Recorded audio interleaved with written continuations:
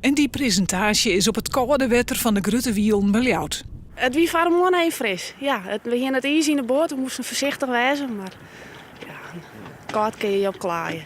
Wat hij over vanmorgen van? Nou, we hebben verschillende soorten vis gevangen. Een peerhiel, we hebben een paar snoekbjesjes, snoekjes, zilt, karper, vorentjes. Nou, van al het liet zich wat een beetje wat. Beroepsvisker Aaltje is een van de viskers die het haar vangst terugjoeg onder onderzoekers van de Viskatlas. Tegemoet met haar collega-visker wordt ze zien wat er alle jaar in het wetter van de Grutte Wielen omzwemt. Baars, en je kan zien, die zit ook vol kuit. Want binnenkort dan, gaan die vissen dus kuit schieten. En met name de snoek en de baars. De beers komt in heel Friesland voor. Dat kan net zijn worden van het bermpje. En dat is net de enigste vis dat meer van omzwemmen als tocht. De bittervoorn is bekend dat hij hier omzwemt. En ook de modderkruipers komen hier voor. En die vind je toch net in heel Friesland.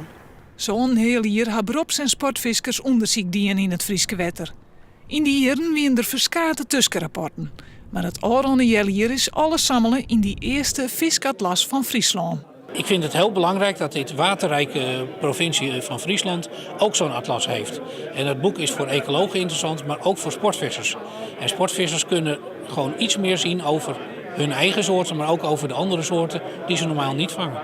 Het boek is maken in gearwerking met het wetterskip. Sportviskers binnen daarom net de enigste doelgroep. Mensen die een liefhebberij hebben in vissen, in het buiten zijn, in de kennis van hun hobby.